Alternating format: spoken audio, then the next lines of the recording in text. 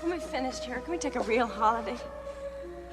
I know somewhere that is truly tranquil, peaceful, restful. A panacea for the cares of mind. Can't we go somewhere fun? Fun?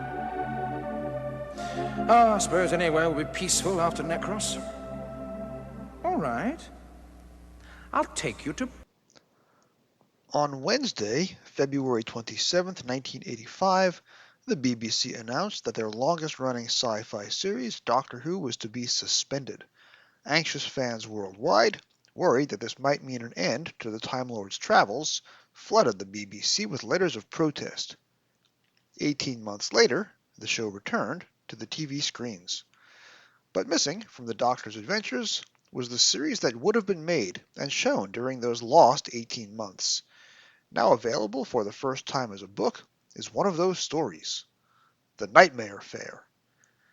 Drawn into, quote, the nexus of the primeval cauldron of space-time itself, end quote, the Doctor and Perry are somewhat surprised to find themselves at Blackpool Pleasure Beach. Is it really just chance that has brought them to the fun fair? Or is their arrival somehow connected with the sinister presence of a rather familiar Chinese mandarin? Well, hi everybody. Welcome back to Doctor Who Literature. We are covering the first of 3 missing episodes, target novelizations released between 1989 and 1990.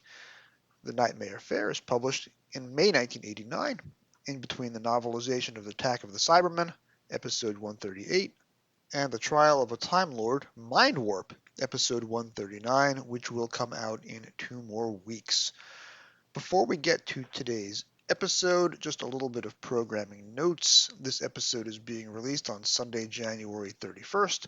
In a few days' time, I will be flying out to Los Angeles for the annual Gallifrey 1 convention, the third to last Gallifrey 1. I will be appearing on 2 panels. I'll be appearing on Saturday at 5 p.m. in Program C, a panel about 1970s Doctor Who Season 7, and then I am moderating the panel on Sunday at 1 p.m., also in Program C, The Legacy of Christopher H. Bidmead. If you happen to be at Galley, stop by and say hello. And now, this week's episode. So, as longtime Doctor Who literature listeners will know, I am also a longtime guest host / recurring co-host on the Trap One podcast. My guest today is the newest regular co-host on Trap One, and as a hazing / humiliation ritual for new Trap One regulars, you have to do an appearance on this show too. Dan Hollingsworth, welcome to the very downmarket Doctor Who literature podcast. Thanks for being here today. Hello, I will feel right at home in this downmarket setting. I'm not really downmarket. This is your first time on Doctor Who literature, Dan. Hopefully not your last. What I'd like to do, as I do with all my guests, is start off with your Doctor Who fandom origin story. Take us back to the beginning. How did you get into this show, and why are you still with us in fandom all these decades later? My Doctor Who fandom, well, Doctor Who was always on television because I was born in the 70s, so people used to like Doctor Who then, and people used to watch it in the 70s and 80s. And so it was the thing I watched because it was on, and then I kind of got to love and obsess about it by the time Peter Davison started. So then I started buying things, and that's always a slippery slope. When you start buying books and buying magazines and then buying videos, and I just carried on ever since. What was your first Doctor Who purchase? Oh, God. Probably the magazine, probably, I'd imagine. Or a Target book, one or the other. I mean, the Target books, I was getting them from libraries, but then I ended up buying them all as well. So it could have been either. It was a long time ago, and I'm very old now. I can't remember. Oh, you're about my age. We're both from the 70s, both started watching Doctor Who in the 80s. As Sarah Jane said to the Brigadier in Robot Part 1, nonsense, Brigadier, you're a swinger. Ooh, that's a spin-off show we don't need. Yeah. Do you recall the first television story you watched, the first Target you borrowed from the library, and the first Target you purchased? Kind of. There's bits and bobs in my memory. My you know how the memory kind of not cheats, but you remember certain things, and then as you repeat them as stories, they become real. So my first Doctor Who memory is probably the sort of cobwebby Davros reveal in Destiny of the Daleks. But that was repeated, I think, about a year after it was on. So that's probably from a repeat. Also, I remember the obvious things like City of Death, the hilarious scene with Scaroff's big face coming out of the rubber mask. Those kind of things, you know. Yeah, that kind of stuff is stuff I definitely remember seeing. Target wise, I think it's the Doomsday Weapon, aka Colony in Space, because I remember as a child being very annoyed that I knew it wasn't Joe Grant's first story, but the book was saying that it was. So there you go. I started off how I meant to carry on as a Doctor Who fan, going, "No, this is wrong. I know this is wrong because I've got a guide to all the stories, and that's not her first one."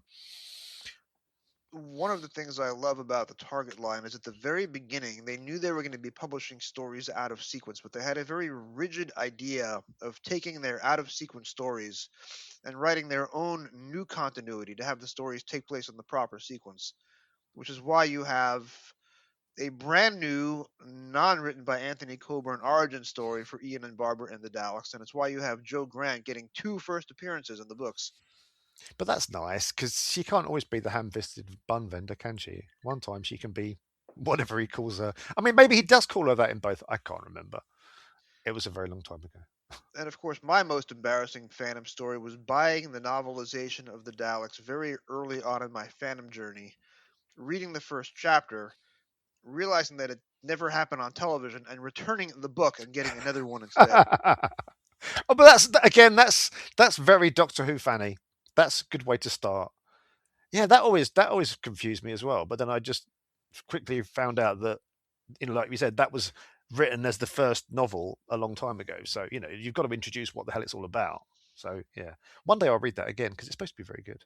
It is actually very good. It was the first episode of this podcast, and also the Crusade, published as Doctor Who and the Crusaders. That's the Yes. one where David Whittaker decides that Ian and Barbara are romantically involved, and that is a nice fitting end to the first three of the 1960s hardcover novelizations. Hmm.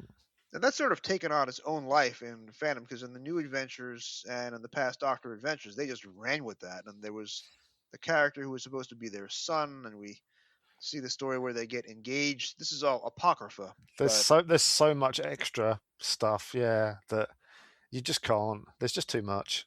There's so many like endings for characters. Like there's so many endings for Ace. Yeah, it's just yeah, it is what it is. Just pick the bits you like, I suppose, and enjoy the books if they're good. And if they're not good, then just give them away. that's kind of the rallying cry of Doctor Who literature readers.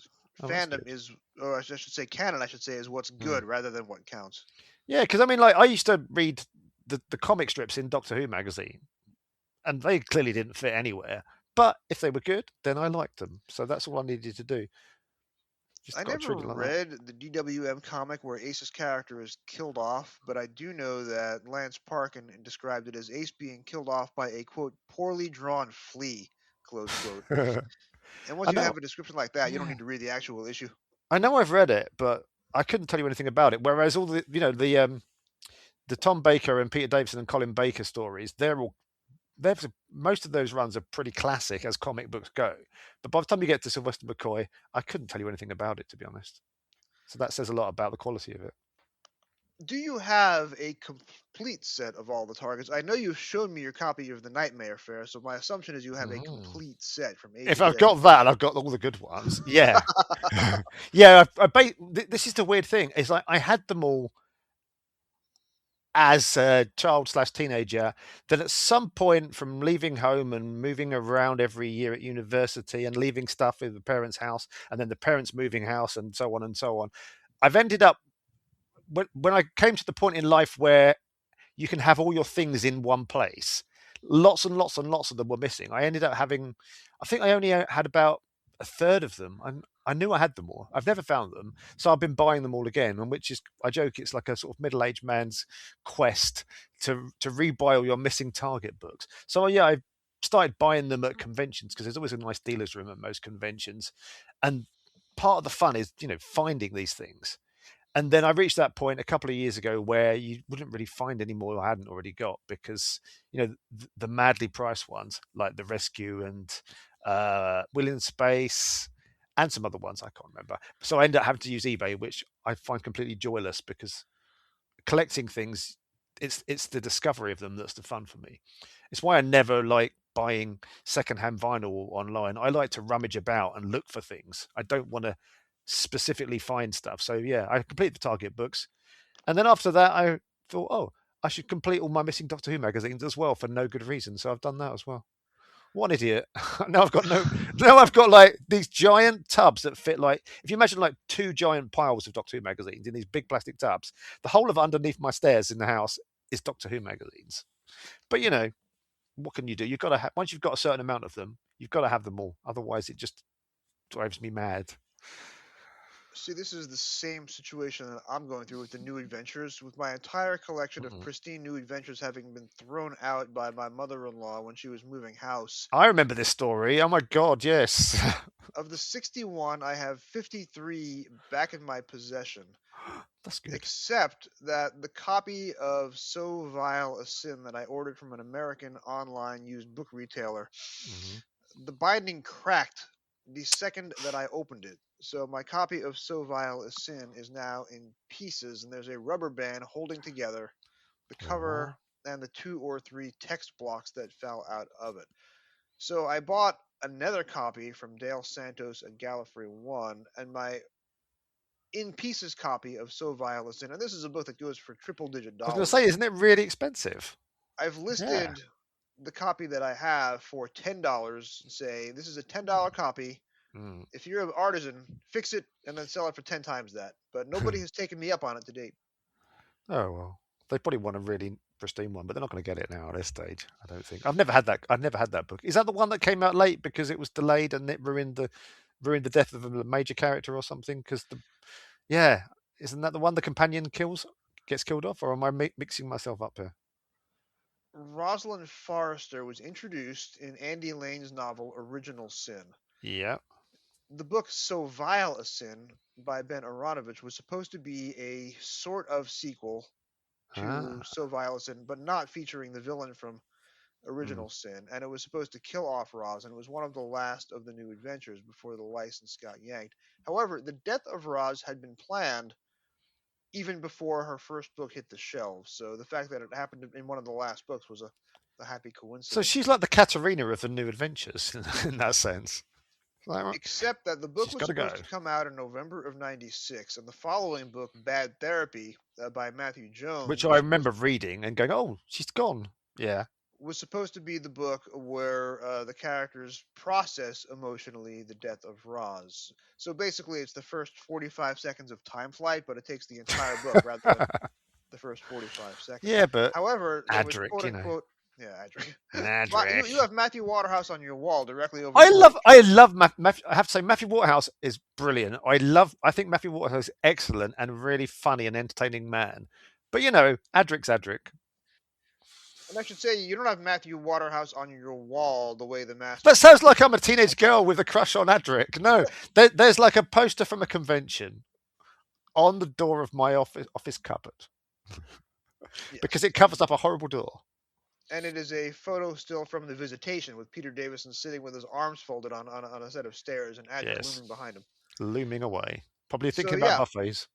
So Vile a Sin, the hard drive crashed. Ben Aronovich could not meet his deadline. The book got reassigned to Kate Orman, who said, I was so looking forward to reading it that I'm going to have to write it myself. It ended up being about 80 pages shorter than it was supposed to be. But by the time it came out, Roz was already dead for several months, and in fact was mentioned on the first page of Bad Therapy. And of course, by the time So Vile came out, they had to put Roz's funeral on page 1 of the book, which was not the original plan. That's already been spoiled by that point. Yeah. All right, so let's neatly segue over to this week's topic of conversation. This week we are talking about an apocryphal book. It is a novelization of a TV story that never happened. It is, in fact, The Nightmare Fair, which was supposed to be recorded in 1985, was supposed to be aired in 1986, and was written by Doctor Who's former producer who had left the show in 1980 and had never written for Colin Baker before. We are talking, of course, about the Nightmare Fair. Um, Dan, if the Nightmare Fair is your Doctor Who villain origin story, tell us about the role the Nightmare Fair plays in your fandom. I don't think it plays any role in my fan. I mean, it was interesting, as a nerdy fan, finding out that there were all these stories that never got made because, of course, they had to throw them away and make brand new stories that were no better than the ones that they started with. That was exciting for me as whatever age I was then to get these. And then, obviously, when the first book came out of the three that they did as for Target, was it late 80s? I suppose it's late 80s they came out. Yeah, I was dead excited by this It at the was time. 1989 and 1990 for sake of Oh yeah, completism. yeah, because it was I think it's probably the best of the three that came out, but that's not saying much because they were quite terrible. I mean, the Sill and Ice Warriors one. Yeah, I don't think I've ever got through the audio of that even now because it was just dreadful. This one is basically it's like a series of Six Doctor tropes just linked together with a bit of narrative. You've got all the usual things that happen. Yeah, I found it weird. Like I thought at the time, oh, why is Graham Williams writing this? Because obviously he sort of co-written some bits and bobs, hadn't he? He kind of was involved in City of Death and Invasion of Time. Not a good example, I suppose. But I thought J&T was very much against people from the past coming back, but apparently he enjoyed working with Graham Williams because obviously J&T was production manager or whatever the term is for the last few years of Graham Williams's run. So yeah, it's a weird thing having the previous producer come back with a story. So yeah, I wasn't expecting much because it's the Celestial Toymaker. I mean, to be fair, he was a writer, he was a script editor, and I Hmm, believe the hiring was Eric Sayward's idea, at least according to the Wikipedia page for the story. I think at this point, JNT was doing less work trying to micromanage the text than probably was just best. busying himself with the production side and leaving the writing to Eric And Sayward, which, pantomimes. as the eventual replacement season 23 trial of a Time Lord proved, that was not possibly the best strategy, but Yeah, I've never understood this. Even as a teenager, I thought, well, why throw away all the stories you've got? Start again and then stick trial bits in them. You could use some of those stories and stick trial bits in them. But yeah, it just shows how badly run it was at the time because it's just such a waste of money, time, and energy to start from scratch again. I'm sure no one told them they had to throw away all the stories because obviously Big Finish have done about 7 that were in this season of Lost Stories, and some of those weren't technically going to be season 22's ish, if you like. And this isn't one of the best of them. I mean, some of them are better than others. I listened to some of these other audios about some point last year for something else, and yeah, some of them are quite interesting. There's the PJ Hammond one, which is quite peculiar, but I like that. And then Barbara Clegg's Point of Entry, that was quite interesting as well. But a lot of them were just yeah. I mean, again, they're not finished stories, so they've been polished up by various Big Finish writers to turn them into something. But at least with this one, the book came out, so there's a finished text, if you like. So it should, in theory, be better. this would have been the season 23 premiere, so I believe, Yeah, at because least if they've Wikipedia gone. is anything to go by, the script was the furthest along in the set of scripts. It was the closest to being actually produced, and they had recording dates booked. So Yeah, I read about this, and then Wikipedia or one of the PDs says that they had studio time booked, but it doesn't really mention about um, location filming, which is always done first. But yeah, from what I can tell, not to have a go at John Nathan Turner's methodology, but read somewhere that John Nathan Turner decided to set the story in Blackpool because Colin Baker opened a ride at the Pleasure Beach. That does sound like a J&T thing. It's like, we'll go to Amsterdam because I like going to Amsterdam for no good reason. Oh, someone's been to Lanzarote. We'll go there. J&T's not really storyline focused, I would say, in his ideas.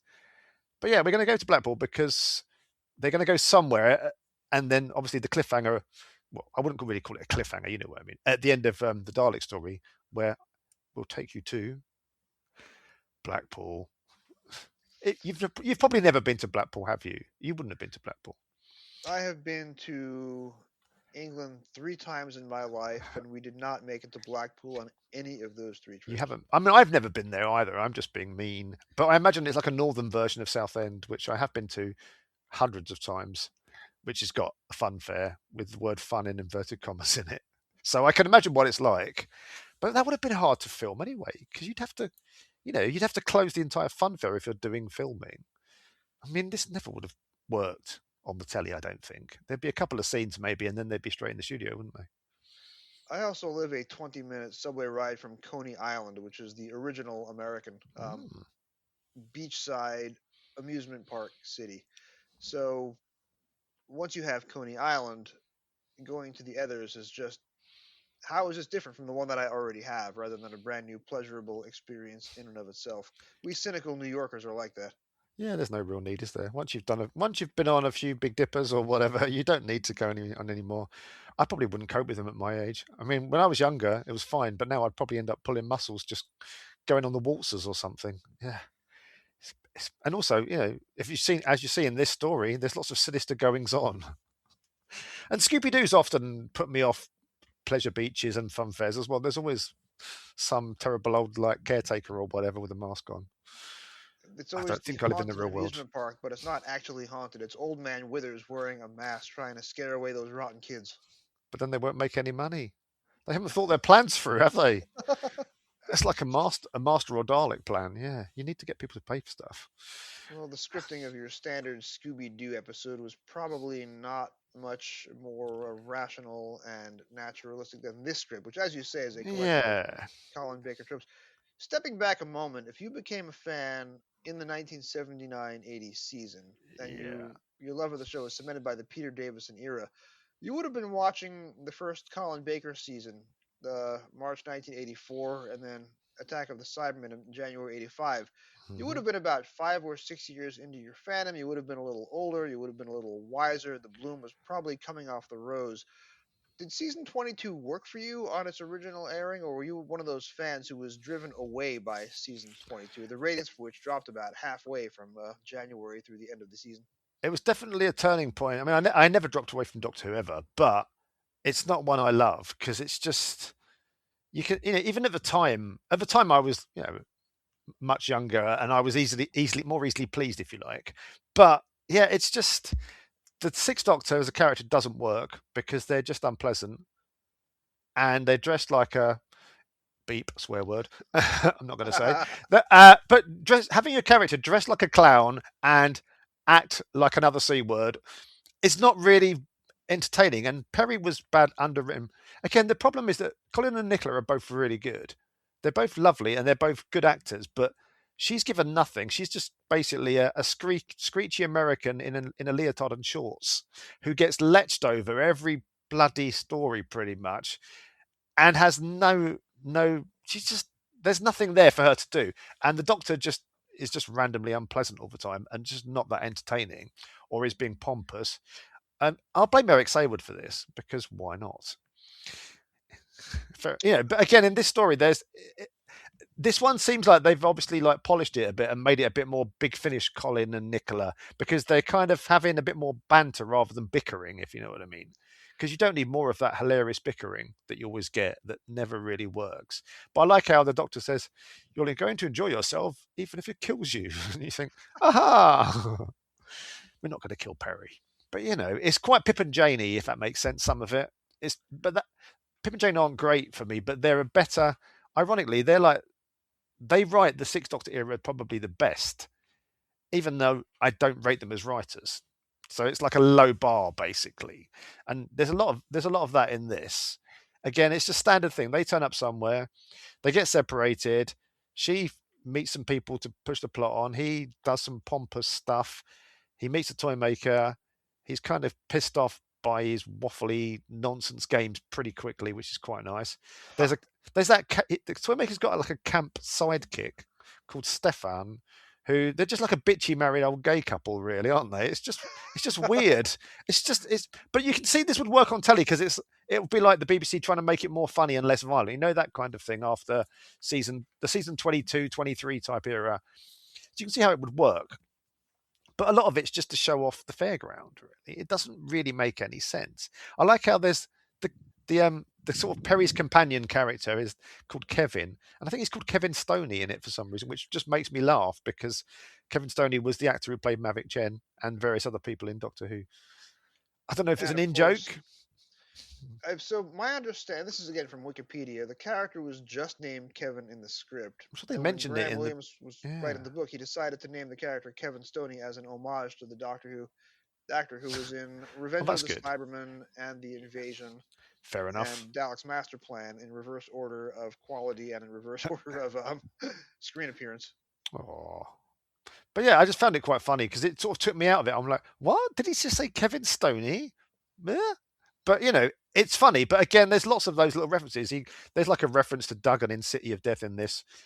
It's just again that era kind of.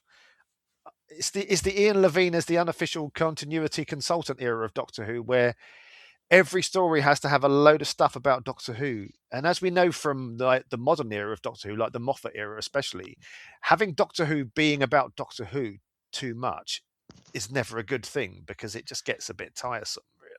So, yeah, bringing back all these people, like bringing back the Toymaker, fair enough. He hadn't been it for a very long time, but what's the bloody point, really? He just plays games because he plays games. He never makes any bloody toys. When's he making these bloody toys? Where are these bloody toys? He hasn't made any bloody toys. But again, it feels very 80s. It's like, oh, we're going to have some computer games because it's the 80s now. We can have computer games. That's right. They'll be very BBC Micro, wouldn't they, on screen, I imagine, at that point. They can't quite do it in 1986 if in the parallel world this came out. So it would be interesting to see it, I suppose. But we're never going to see that. Yeah, I mean, I didn't unenjoy this because it's Doctor Who, and I like Doctor Who, and it's interesting to listen to because it's what could have been, but it's not that good. This Really isn't. is, in terms of production, this is 2 years after the release of the unofficial Bond movie Never Say Never Again, which is a remake of Thunderball, because it was the only Bond story that Kevin McClory had the rights to. Uh-huh. And in Never Say Never Again, the big golf game between Bond and his opponent is actually a video game. So this would have been in the ether. So video games, and of course Tron had come out 3 years before this was supposed to have been written. Yeah, of So course. bad guys using video games to trap the good guys was already a well-worn 1980s trope. Even though in terms of video game quality, we are still at the tail end of the Atari 2600 era and not Yeah, nearly where we are today. I'm just thinking Space Invaders, and I probably had my Commodore 64 or my ZX Spectrum, which were very, very basic. So yeah, I mean, Doctor Who wouldn't have been able to do that much, would they? Really, at the time, I don't think with their budget. And I think I first encountered the original Nintendo, the Super Mario Brothers Nintendo, in 1986. So I don't know if that would have been commercially available as Graham Williams, a man in his mid 40s, was sitting down to write this. I doubt it. Yeah, he probably thought, "What are the kids doing? The kids are into video games. We'll put a bit of that in because that's what they like." But yeah, this story just follows a lot of cliches. But it's Doctor Who. It's interesting. The toy maker is obviously not Michael Gough because he's finished acting at that point. And the guy that plays him, David Bailey, with his lowercase name like KD Lang randomly. I don't know why he's got lowercase. He's good. He's in Robots of Death. He was good in that. And he's played the toy maker again after this a few times for Big Finish in better stories than this one. He's very weird in it, but then the character's peculiar because I mean I watched the actual Celestial Toymaker again, when it came out on Blu-ray with the animation, which I quite liked. As in, the animation is just completely mental, which is what you need. You don't need a literal recreation of a very boring 1966 story. But yeah, the character hasn't got much to it. I suppose in this they kind of reveal, oh, he's from another universe. It's the origin of the Toymaker. But does anybody really need that? Would people in 1986 have cared? Like 20 years, some character from 20 years ago? No, they wouldn't have really cared about that, I don't think. But So at you've least, given us a lot of talking points here. Let me try and sorry. work through some. No, this is fascinating. So I have gone to the fact machine, Oh, yeah. and Super Mario Brothers, the Nintendo Home Edition, came out in Japan in September 1985. So after this story would have already been produced and edited, Yeah. but before it aired. but is not released in England until May 1987. So Super Mario Brothers would not have been on Graham Williams's mind at all, unless of course he had played Donkey Kong, in which Mario was a character. So That would have been more fun. that's one Having point. Doctor Who versus Donkey Kong would have been good. But they would have been like the Merkel, wouldn't it? It would have been some blokes in a costume. It wouldn't have worked. Or Terrence Dix had described Robot as an affectionate homage to King Kong. So I guess the Donkey Kong story had already been done with Robot Sarah version. Jane as the princess. So that's one point. Another point I want to Yeah. bring up is that yes, Michael Goff would have been in his late 90s when Big Mhm. Finish was putting this together, and he had retired. So David Bailey, who had been in the Robots of Death, is the returning Doctor Who actor of the week for Big Finish when they were putting this together. This is an unfair question, but how do you compare Michael Goff to David Bailey? Would you say that you prefer the 1966 version, or you prefer the 2009 Big Finish version, or do you prefer the version as written in the book, which is written in the voice of Michael Goff, but without any TV production to fall back on? I have no opinion on this because I don't really care. The only thing about the toy maker I can say is they're just a cipher to me. They're just like a big important guy that does these games, but they're incredibly tiresome. The only thing I like about the toy maker is the maddest bits in the animation where they use the animation and he goes, he's like a giant looming figure and there's crazy technicolor sequences in it. I like that because that shows you that this character is not like everybody else. But in 1966, he's just a bloke in a stupid costume. We're not even going to go there about the costume. He's just that, and he's not interesting. And David Bailey's fine. I have no problem with David Bailey, but I just don't really care about the toy maker, to be honest. Sorry. There's nothing in the performance that's interesting. They're not given much to do. He's got an annoying laugh that is really annoying. I don't like that, and he's sort of like flowery language, pomposity type thing that Colin Baker probably enjoys acting against because it gives him a chance to do that side of his Doctor. But yeah, I don't really care about the Toymaker. So what about this? The original production of Celestial Toymaker is famously cursed because you have the Brian Hales first draft, you have the Brian Hales second draft, you have the Dennis Spooner third draft, and then you have the Jerry Davis fourth draft. You have the fact that the first draft features Anne Chapley as the companion, and of course it quickly was Indeed. decided she wasn't going to work. So they had to replace her, but the script was already typed and it was too expensive to type up a new script, so they had to cut and paste. So the new companion had to have a four-letter name And to I love fit that fact. It's a as a brilliant fact. as a copy, and that's why Dorothea is given the unlikely name of Dodo because it happens to be 4 letters long. That sums up how much care they put into Dodo. Her name only exists so it could fit in a space. They don't know what accent she's got. She just changes every week, bless her. And then, of course, there's the George and Margaret thing that was supposed to be using Yeah. Gerald Savory's Mm. characters, and they still appear in the finished script because that was the one line they forgot to cut and paste over. This sounds like the Epstein files all over again. But I am not making light of that before anyone complains. But it's just carelessness. I will not get political on this podcast anymore, but I want to point out the very first tranche of Epstein files released showed a photo of President Bill Clinton Mm. with 3 children whose faces were redacted out to make it seem as if Bill Clinton was on Epstein Island Yeah. with small children. But it wasn't. It was a fundraiser with Bill Clinton with the children of Diana Ross and Michael Jackson. Oh And it God, I was read nothing about to do with this. Epstein Yeah. Island at all. Yeah. I read about this. Yeah. I'm trying to limit my reading of this kind of stuff. But yeah. But anyway, it's not comparable to Dorothea Chaplet / Dodo / Anne. They should have kept Anne. Anne was much better. Probably. Probably. I don't know. They had already been Yeah. burned by Katerina a couple of stories Exactly. Yeah. earlier. The fact that they killed her off before they even had her on the screen was just like. But then again, that whole year, that season of Doctor Who was utter chaos behind the scenes. They were just sort of going, right, you're gone. Oh, I'm going to get a new companion. Oh, no, they're shit. Get rid of them. And then people would just come back from holidays and find out they weren't in the next episode. It's just, it must have been a nightmare place to work that year.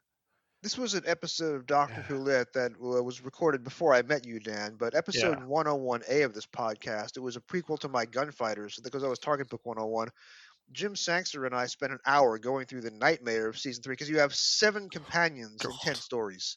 If you're talking about the production season, which goes from the myth makers Yeah. all the way up through the smugglers, it was so that story famously was a disaster falling apart, and the fact that they aired the story and not 4 weeks of a test pattern card is impressive.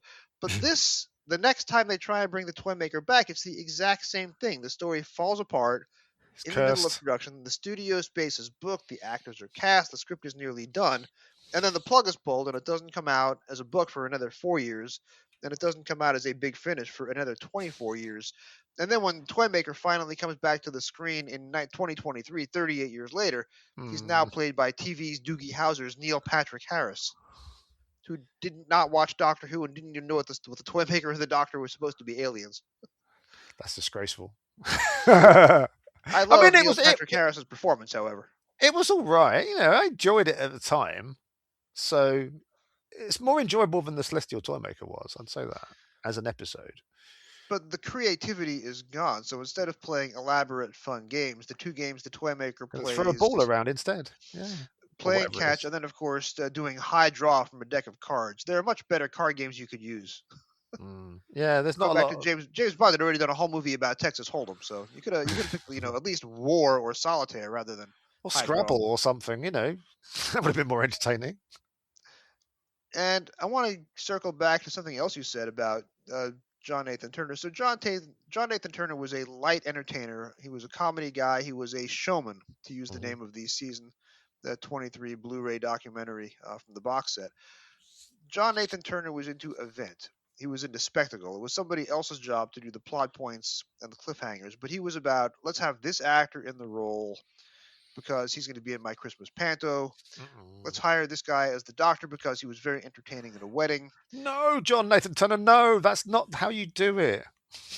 But I mean, yeah, no but offense to Colin. that's how Doctor Who works now. Doctor Who does these celebrity casting. Doctor Who now is living in the John Nathan Turner I playbook. mean, it's true in a way because Russell T Davies clearly had a massive crush on Ncuti Gatwa and kind of made him his like idealized version of himself or something. I don't know where I'm going with this, but that kind of thing. And one person shouldn't have so much power over the show is what I conclude from all of this kind of stuff. It needs to be more. We need to be doing the creative choices for creative reasons. And I never want to hear anybody complain about the excessive amounts of continuity during the Ian Levine era after the excessive amounts of continuity in the two Ncuti Gatwa seasons. Yeah, I mean, bringing back Suter, yeah. Bringing back Omega, no. There's no need for it. You just don't need it. And then bring them back and then go, all right, that's it, done. No, there's no And point. the Toymaker comes back because RTD wants to bring the Toymaker back into the Doctor Who universe, and he wants Neil Patrick Harris, a musical comedy actor, on the show. So the very things that people complain about JNT's era are the very things that are the sum total of Doctor Who in the 2020s. That is Living in its fair. episode Yeah. guide, bringing in stunt casting. Yeah, I can't disagree with you on that. I will say that I first read this book in 1997, and it went in one eye and out the other, and I could tell you nothing about it within 6 months. So reading it now is like reading it again for the first time. I will also say that I was very excited for the missing season 23 stories to hit Big Finish, so I got them as soon as they came out. And I know that I listened to The Nightmare Fair, and I know that I listened to Mission to Magnus, but they also went in one ear and out the other. And I'd forgotten all about them within a matter of days. And maybe that says more about me and my attention span than it does about the quality of the stories. No, they are very basic though. I mean, but the problem with Big Finish as well is they're making these stories that are not that good. They're interesting because they never got made, but they're not as good as Big Finish stories that they would make on purpose, if that makes sense. No, that makes perfect sense. And These also are with Big Finish, they make far too much stuff, so the quality control is not what it was. also an excellent point. But I So love Big Finish when it's good. when Big Finish is good, it is Yeah, amazing. And of course, we have Conrad to thank for a lot of that. But I want to say, in defense of this story, that's a fair point. as I am reading this book, and I'm not quite done yet as you and I have this conversation. My Yeah. audio essay will appear immediately after this interview in the show, but in terms of real life, I haven't recorded it yet. I am really enjoying this book because I'm going in with no expectations. I'm going in knowing that it is a failed story that was never produced and was redone by Big Finish a quarter century later, and I can't recall a thing about it. I have some issues with Graham Williams' prose style, but I am enjoying the humor in the story. It's surprisingly more humorous than I recalled, which sets it separate and apart from season 22. And it puts it more in line with the actual season 23 that we get, where they dispense with the pretense that the Doctor and Perry hate each other. They dispense with the pretense that Perry is American and she's fully British in the real season 23. This is a nice bridge point between the season 22 that we got and the season 23 that we got. It's kind of the evolution of the character that Colin Baker wanted all along. She's not really American. In What are you saying? oh, I thought I thought she had dual heritage or whatever. Not dual heritage, dual nationality. Is that the lie? I've got dual nationality. Sorry, this is a quote from the infamous TV interview that I am slightly obsessed with, where she was on a Saturday morning show. I think I may be mixing up two different things, and J&T was in the audience or out of shot, and you could tell that she was really aware that her boss was watching her on telly, and she has to go through this pretense that she's a bit American and she's not married, and she's probably older than she said she was as well. Bless her. Imagine doing that though, starting a job and having all that on you as a pressure, and then given a character that basically just gets leched over and tied up. It is interesting that a lot of the JNT companions become companions by accident, and the writing team and the script editors have no idea what to do with them. See also Adric and Nissa, as well as Perry. They just wander in. They need a better lock on that TARDIS. And Mel is the same thing. Mel is a character who works better on screen in the 21st century, but they had no idea what to do with Binding Langford's talents, other than that she was a musical comedy performer who can scream the exact key of the cliffhanger sting. But that's the thing, because at the time, for me, as a 13 or 14-year-old, Bonnie Langford had a lot. She was very well known, and she had a lot of baggage. And it's like, Bonnie Langford as a Doctor Who companion, Bonnie Langfording as a verb, but then they gave her nothing. They gave her nothing to do, so she literally Bonnie Langford all over the place. And you can't blame her, because the character description is basically a sentence, and that's all she's got. And those days they got no direction on how to play anything, so you can see why she did what she did. And I mean, since then she's done a lot of good work. She's done a great Big Finish. She's done a lot of good acting on telly and on theatre. So I'm glad they brought. One thing I'll say about the Russell T Davies second round is that I'm really glad they brought back Mel and made her a real human being, because that was really good, and that was well deserved. It is this notion where JNT wants entertainers and performers rather than dramatic characters with story arcs. So yeah, Colin Baker himself was hired because he was very entertaining at a wedding. And I like, when you go back and watch season 22 again as an adult, Colin Baker is the best thing about season 22 in terms of the acting and in terms of the stories, most of which had to be written by Eric Sayward at the last minute because the original script was unusable or because the author had gone on vacation. Colin Baker is the best thing about Time Flight by far. He's the only actor who's given grace notes in his performance. So he's in Time Flight as well, is he? I meant Time Lash is what I meant to say.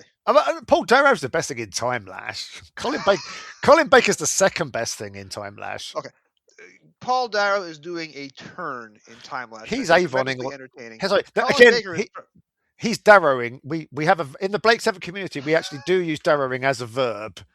See Pete Lambert's endless collection of gifs on social media. Darrow is full out 10 out of 10 Darrowing in that. And yeah, it does seem out of place, especially as everybody else in that story is. No one's getting any direction, are they, from the director about how to play anything? No. And he's just like, yeah, I'm going to do this. But yeah, Colin Baker's great in that. Yeah, he's good in Time Lash. Colin Baker is trying to make Time Lash work as a cohesive whole. Everyone else is doing their own thing, and Pennant Roberts, I guess, lost control. They're all in different genres, aren't they? Pretty much all of the actors are just acting in a different show to each other.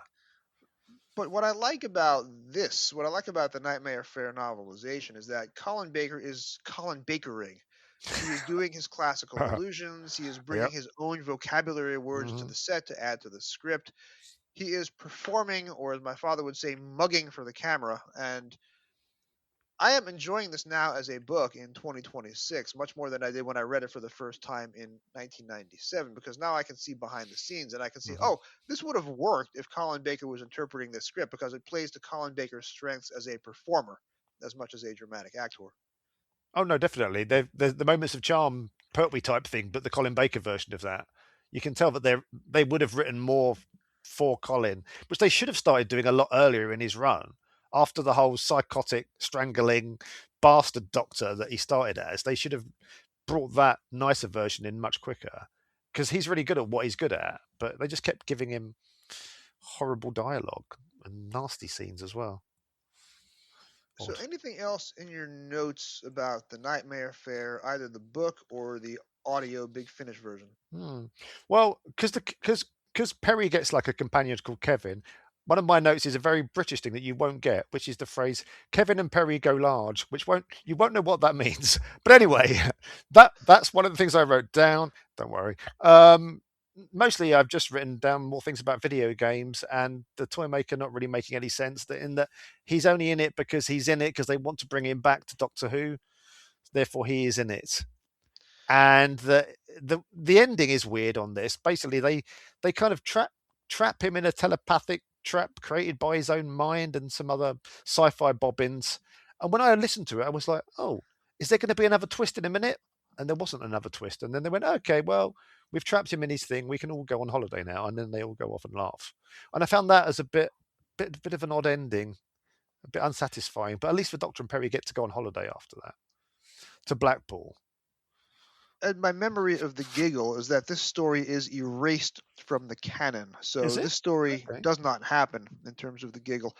And have you experienced the other Toymaker Apocrypha, which is Gary Russell's late 1990s novel Divided Loyalties, which is a season 19 past Doctor adventure, and then John Peel's backup strip in DWM, The Greatest Gamble? No for the books because I've read about one past Doctor adventure ever, so no. I would have read the comic strip, but I can't remember anything about it. But I have listened to the Big Finish one, the Seventh Doctor one, the Magic Mousetrap. I listened to that. That's got David Bailey in it. I listened to that a couple of years ago. I like that year of Doctor Who's quite a good year in Big Finish. There's lots of good stuff. That was good. And Solitaire, which is a companion chronicle, which I think is done by John Dorney off the top of my head. I think it's one of John Dorney's early ones. And that was good. It's got a very freaky cover with a puppet on it. They're both good. So that's two good toy maker things. Greatest Gamble was in one of the. See, there was a very short-lived Marvel backup strip. There was a Marvel US Doctor Who title that ran for 23 issues in the mid 1980s, and they would have the main DWM strip starting with the Fourth Doctor, Yeah. and then starting with Tides of Time, turning it over to Peter Davison, and those were colorized for the American print. Oh yeah. Then they had a news column and a letters column, as you do in Marvel, and then they had Yeah. one of the backup strips colorized. So I would have read The Greatest Gamble possibly before I even read the Celestial Toymaker novelization. So The Greatest Gamble is quite possibly my first encounter with the Toymaker, and I thought it was very good and moody and atmospheric. And I was looking at it again last night. Quite enjoy it. Yeah, because there's that was released in Panini of. Whenever I say Panini, I just think of sandwiches. Panini. I'm not talking about sandwiches. Panini have released two graphic novel collections of the backup strips from Doctor Who magazine, the weeklies and the monthlies. Trap One did two really good podcasts about it a year or so ago. The Toymaker one's in one of those, so I read it then again, but I would have read it at the time of publication as well in the UK. So yeah, the backup strips, to be honest, a lot, as you'll see in those two collections, a lot of them are really good because they haven't got the Doctor. So the writers and artists have got far more flexibility in what they can do, proving that sometimes Doctor Who's really good when there's none of the usual things that you expect. And there was also a very good Doctor Who literature episode with Paul Scoons talking about the first of those volumes, Return of the Daleks. That came out in late 2020. Oh yeah, it's great. So I'll have a lot of links in the show notes for that. Mm-hmm. Yeah, the Trap One is one of my favorite Trap Ones that year. It was really good. So in terms of where else we can find you, Dan, you have appeared on a metric ton of podcasts over the last year. Where are some other places that we can find you either regular or as a guest star? I've got a spreadsheet. I genuinely have got a spreadsheet because it was just like a notes document. But this morning I had to kill some time, so it's turned into a spreadsheet. Well, Trap One, I'm regularly on that. I've got about 5 of those coming up in the next 5 months, so that will be interesting. It's mostly because most of my friends do this, so I just kind of got sucked into that world basically. Because you know how it is: you start off listening to something, then you end up befriending the people, then you end up going on things because you're there, and then you start going, "Oh, maybe I could do this." Trap one, yeah, those every now and then, hosting some of them, paneling on some of them. Moran Chess Club, which is a Fifth Doctor podcast in Australia. Done a few of those. Got another one of those coming up. Um, there's a nice new podcast called "It's Not Doctor Who, It's dot dot dot," which is done by David Gillespie Pratt, who turns up on lots of Doctor Who podcasts, and that's about Doctor Who fans mostly talking about not Doctor Who. Done one of those. I've got another one of those next week. And Nostalgia Tours. I keep turning up on that. I keep getting invited back to that, where you have a panel of several people talking about several different seasons or several different stories of Doctor Who and picking out handshakes and slaps for people that have done work in it. It's quite fun. It's quite light and quite entertaining. Yeah, but mostly Trap One is my main pod home. Even though I haul myself out around the internet. No, I get asked. I'm not going to say no. You know, it's nice.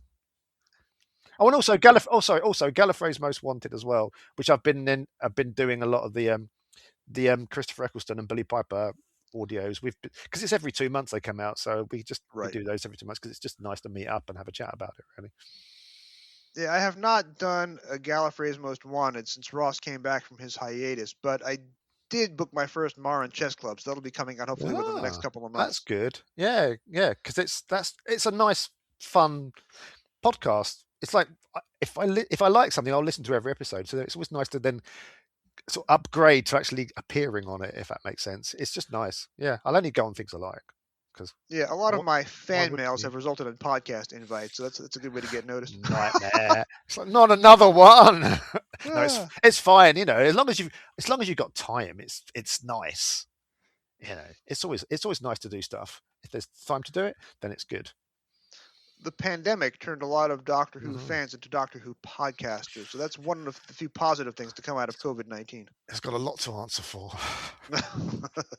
Especially where this show is concerned. All right, Dan, thanks so much. We will see you again next time. Yes. Goodbye. Doctor Who, The Missing Episodes, The Nightmare Fair, written by Graham Williams, would have been televised in January 1986, paperback release date May 1989, cover artist AlisterPearson. There's a self-reviewing line about The Nightmare Fair on the top of page 60 and delivered by the Toymaker. The line is, "I've waited so long for this meeting that I'd had plenty of time to make up 5 words where one would do." A brief capsule: The Nightmare Fair by former showrunner Graham Williams, who'd been away from the show for just 5 years, but at this point it felt like 40, would have been the season 23 premiere. It would have been directed by Matthew Robinson of season 21's Resurrection of the Daleks and season 22's Attack of the Cybermen, which coincidentally we just covered on this podcast 2 weeks ago in episode 138. The studio recording would have begun in late May 1985, had the show not been cancelled in February. Michael Goff would have come back to reprise his role as the Toymaker for the first time in nearly 20 years. Some filming may have been done on location in Blackpool. This is Graham Williams' first and only Target novelization before his untimely and tragic death 15 months later. The idea of Williams coming back to write this book is an oddity for 2 reasons. First, it's a Colin Baker story, and Williams, who had co-ghost written The Invasion of Time and City of Death, would have had plenty of experience with Tom Baker's Doctor, but not Collins. And second, Williams was, as far as I can tell, a scriptwriter but not a novelist. Tackling those notions in reverse order, this book features overwrought prose that's heavy on description but light on painting a visible word picture. I will say that Graham Williams has Collins' dialogue down quite well. For the first couple of chapters, I tried to imagine that this was in fact a Lost 17 Tom Baker story, and I tried to hear the Doctor's lines in Tom's very, very unique voice, but no, this is unmistakably Colin Baker's Doctor, full of bluster and big words and unbearable ego. Let's give a listen to pages 6 and 7 of the novelization. Hello, this is Mark from the popular Trap One podcast, and I'm reading from The Nightmare Fair by Graham Williams. "Perfect!" cried the Doctor, in the voice he normally reserved for a superbly delivered inside seamer or a Gamaliel sunset. "There's nowhere else quite like it in the universe. Not this universe, anyway." He held a brass telescope to his eye and moved it slowly across the horizon. The breeze ruffled his hair, and beside him Perry shivered and pushed her hands further into her anorak pockets. "They're trying to build one on the rim of the Crab Nebula," he continued. "But the design concept's all wrong. They're trying to build it for a purpose." "What's wrong with that?" asked Perry. "Everything! You can't build a place like this for a mere purpose." He snapped the telescope shut and spun to face her. "And don't talk to me of fluid lines provoked by the ergonomic imperatives." "All right, then, I won't," murmured Perry, as though the comment had been on the tip of her tongue. "Or the strict adherence to the symbolic form, the classical use of conceptual space." He flung his arm dramatically to one side, as if he thought he was back in the Roman Forum, and poor old Julius was waiting for a decent send-off. "Designers gobbledygook," he denounced gravely. "Architects flim-flam," he added, in agreement with himself. "The tired consensus of a jaded age," he concluded, finally burying the conversation. "I entirely agree," said Perry, trying to be helpful without the faintest idea as to what particularly bee was buzzing around in the Doctor's bonnet just now. "No, you'll never win the argument here," added the Doctor, both smugly and unnecessarily. "This is absolute, perfect, classic frivolity." Perry followed his gaze 300 feet down to the site of Blackpool, spread before them like a toy town, the trams clattering along the promenade towards the funfair in the middle distance. "It's okay, I suppose," she shrugged, "if you like that sort of thing." "Okay?" The Doctor whirled to face her, his face a mask of fury. "Okay?" Words, unlikely though it seems, failed him. "I'll show you okay," he muttered through clenched teeth as he grabbed her hand and pulled her protesting across the observation platform of Blackpool Tower towards the waiting lifts. "Where are we going?" wailed Perry, fearful that at last she'd pushed the Time Lord over the edge and he was dragging her towards some dreadful punishment known only to the near eternal. He stopped so hard she bumped into him. He pushed his face within millimetres of hers and snarled gratingly, "You're going to enjoy yourself if it kills you." And with that, he carried on to the lifts, with Perry forced to go with him, or part company with an arm she was quite attached to. To give some credit to the prose, Williams does insert a ton of literary references. I counted allusions to Homer's Iliad and Homer's Odyssey, and The Count of Monte Cristo, which is my nominee for the greatest novel ever written, and Shakespeare, as well as references to conductor Otto Klemperer, Albert Einstein, and the Beatles.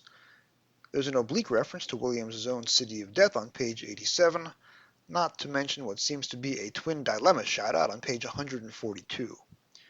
In terms of the story, The Nightmare Fair would have been screened as 2 45-minute episodes, with the same structural problems that season 22 had, where the Doctor and Perry often didn't engage in the action until 30 minutes after part 1 had already started. The action is set at Blackpool, where reportedly the location portions of the story would have been filmed, although as you heard in the interview, Dan isn't so sure about that. The toy maker has taken over a video arcade and one roller coaster, and a local youth has disappeared. The Doctor and Perry are separated and subjected to the toy maker's trials, the Doctor locked in a cell for most of the book's page count, and Perry trapped in the inner workings of the Blackpool version of Disneyland's Thunder Mountain Railroad. What does work? The Doctor's first interview with the toy maker, on pages 65 to 71, in Chapter 5, is actually quite a good scene. Well, the dialogue is good, the prose not so much. The idea of the toy maker using a video game to conquer humanity is a good idea. Star Trek TNG later did it in 1991, and it's not too dissimilar to the Autons trying to conquer humanity with plastic flowers in 1971. Speaking of future TV stories that Williams portends, the toy maker on page 120 mentions the Christmas truce, which was the whole point of Twice Upon a Time in 2017 as written by one Stephen Moffat. It's hard to talk about the 1966 Toymaker TV story these days without discussing a racial component, and that is all over this unofficial sequel. The Toymaker is described as inscrutable, twice, and is generally called the Mandarin. There's a very bizarre riff about the Greeks and the Third Crusade, not to mention the supporting character Kevin, who's characterized by an oddball attempt at a Liverpool accent, but ethnicity and regional accents were accepted, if not acceptable, grounds for humor in the 1980s, so that's all I'll say about that. Where the book actually falls flat for me is the final chapter. A fair bit of technobabble is used to defeat the Toymaker, and a new cast of characters, a human-sized insect, a comical cyborg, and an amorphous cloud of pink gas, shows up to assist the Doctor in his efforts to defeat the Toymaker. An experienced TV producer like Williams should have had a better sense of how many sets you need to tell a story, and how late in a story you can introduce pivotal new characters. From what I understand about the production, Williams had not finished the full scripts for the Nightmare Fair when the plug was pulled on season 23, so it's possible that the resolution to Part 2 wasn't written until the novelization, long after Williams may have forgotten what the original ending was supposed to have been. What entertainment value the book has is kind of diluted by the final chapter, and the mix of horror with comedy is never quite made into a cohesive whole, and then Colin Baker's Doctor appears to physically murder a character in Chapter 10, which is never a good idea. Now, all this could have worked on TV if you have the acting of Colin Baker and the acting of Michael Goff and assigned director Matthew Robinson, who was known for heavily rewriting the scripts or restructuring the scripts that he was assigned. But what we're left with here, as with the earlier novelization of Slipback and the short-lived Companions of Doctor Who titles, is a noble attempt to stretch the bounds of Doctor Who, or at least what Doctor Who could achieve in print, but a book that also falls just a bit short of the average target fare. This is an interesting read, but sadly, in the end, just not a very good one. I really enjoy this story because when I was a kid, I actually lived in Blackpool. It's not something I can remember all that well because I was pretty young. One of the big memories I have, probably one of my earliest memories, is actually seeing them exercise the elephants along the promenade that it mentions in that clip there. It's quite cruel, and they wouldn't do it now, but they had a circus in the building underneath the Blackpool Tower, where the Doctor and Perry are in that scene, and they would take the elephants out first thing in the morning and exercise them by walking along the promenade, and I used to get taken when I was very little to see that. Growing up in the north, it's a bit of a tradition to go and see the Blackpool Illuminations as well, which are switched on in the winter. The Illuminations is a light show that runs across the Blackpool Promenade. I think it's about 6 miles long, so you can drive that and sort of take in the show, or you can ride on one of the trams, which again is mentioned in that clip. Some of them are open top, things like that. You can be inside the tram and see all the lights. And kind of lit up ornaments. Some of the trams are decorated with lights as well. I don't know if it's still there because I haven't been for a few years, but certainly 2010, the last time I was there, they had the Daleks and TARDISes as part of the display. It's something I think it's quite fun when you're a kid, and then I remember reading Bill Bryson's book, Notes from a Small Island, where he talks about Blackpool Illuminations, where it had been recommended to him by a lot of people. And the line that sticks in my mind from that book is that it's nothing if not spectacular, and it's certainly not spectacular. And basically you'd only be impressed by it if you'd never seen the electric light bulb in action before. But I think when we used to go back and see the Blackpool Pleasure Beach, it was really cool that the ride, I think it was called Space Invaders, had a plaque outside that said it had been opened by Colin Baker, Doctor Who.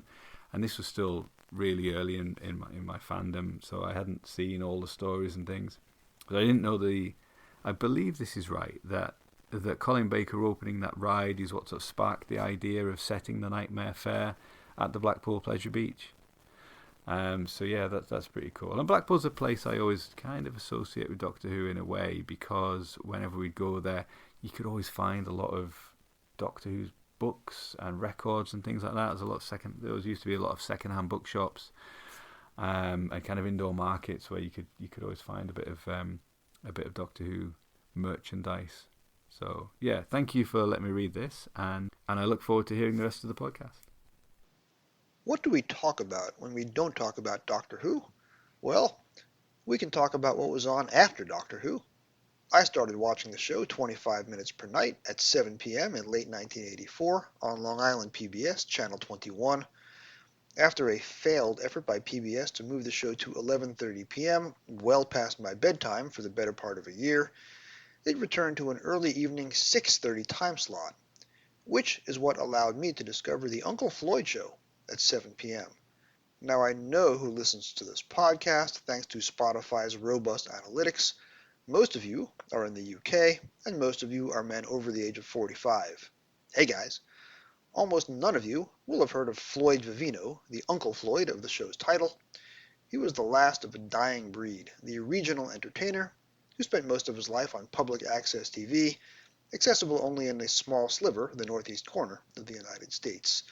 The Uncle Floyd Show launched in 1974 and ran in a succession of formats on a succession of stations for another 25 years or so, for an estimated 6,399 episodes. Floyd Vivino was 23 when the show started, Uncle Floyd his character, in the style of vaudeville, and he spent most of the next 50 years wearing Uncle Floyd's costume, a garishly designed, or garishly patterned, I should say, pork pie hat, over a garishly mismatched blazer and bow tie. The show was a mix of old-time entertainment with post-modern snark. It's described either as a traditional kids show or a parody of a traditional kids show. Floyd had a ventriloquist dummy named Oogie, with whom he'd have conversations or arguments on the air. There was a rotating cast of co-stars, clowns, magicians, stand-up comics, performance artists, and they would stage slapstick, character-based, unscripted improv, with a heady mix of literal pie-in-the-face humor, slight political satire, and lots of food being thrown about. Vivino, a highly accomplished pianist with an encyclopedic knowledge of just about every Tin Pan Alley or pre-rock and roll pop standard ever written, would sit at the piano and, without looking at the keys or his hands, and without sheet music, would play a song each week while looking directly into the camera.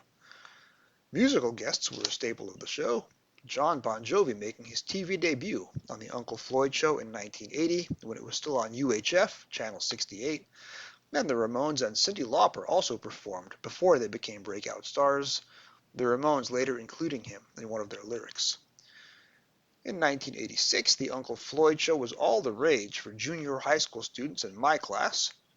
It aired on New Jersey PBS, Channel 26 at 7 p.m., so I could watch it immediately after Doctor Who on Channel 21. As you do when you're 13, I watched the show religiously for several weeks, and then forgot about it for literally a decade. When I got to law school in the mid to late 1990s and discovered Law and Order reruns, unaware that Chris Chibnall would years later bring Law and Order UK to your screens, or that Christopher Noth, Detective Logan, would later be a two-time Doctor Who guest star, it was a random Law and Order rerun when I recognized Floyd Vivino playing a Manhattan building super in a scene opposite Chris Noth, which means that Jodie Whittaker has a Floyd Vivino number of 2. Uncle Floyd died about 10 days ago, as I record this, and it sent shockwaves through fans of a certain age throughout the Northeast. David Bowie wrote a song about Uncle Floyd, Slip Away. His official Facebook page posted a tribute, as did John Bon Jovi. I will say the one good thing about Facebook's algorithm is that I'm getting all these Uncle Floyd eulogies pushed to the top of my news feed, and I'm reading them all because it certainly beats following current events. Uncle Floyd was strictly a regional figure. Bowie discovered him via John Lennon when both lived in Manhattan, with a nationally syndicated show only for 1 year in the early 1980s. And if you've seen the movie Wayne's World, you will know that it never ends well when a quirky, public access show gets bought out by a corporate network. But not only did Floyd Vivino once share a scene with a future Doctor Who guest star, he had a surprisingly broad acting career when he wasn't in character, also having a role opposite the great Robin Williams in Good Morning Vietnam. But in one more fan eulogy posted to Facebook, I learned that Floyd had one more unwitting Doctor Who connection. I grew up reading a grumpy TV critic and failed TV comedy writer named Marvin Kittman, writing for Long Island Newsday. In the very early 1980s, Kittman devoted a column to the Uncle Floyd Show on the eve of its soon-to-fail network contract. I was shocked to find a photograph of this column on Facebook, which contains the following paragraph. Quote, Uncle Floyd is a big cult show with young people, and 1:30 a.m. is a TV cult ghetto hour. In June, you can expect to see hordes of youths wandering around the schools without enough sleep, doing their Night of the Living Dead impression. Not since Gene Shepard used to talk away the mornings on WOR radio has there been a threat to sleep like the one WNBC Channel 4 will be mounting with their combination of Letterman, SCTV, Saturday Night Live, and Uncle Floyd. Only the addition of Doctor Who or Dark Shadows at 2 a.m. would make things worse. Huh. Now this would have been 1981 or 1982, so I would not have read the article when it came out at that young age, and this was a couple of years before I discovered Doctor Who itself. But I never imagined through all my years as an on and off fan of the Uncle Floyd Show that it once starred in the exact same sentence as Doctor Who. Now I have spent the last week watching as many Uncle Floyd sketches and virtuosic piano performances as I can find on YouTube. I'm putting a link in the show notes to his performance of We'll Meet Again, and maybe you'll see the magic that ensnared me in 1986.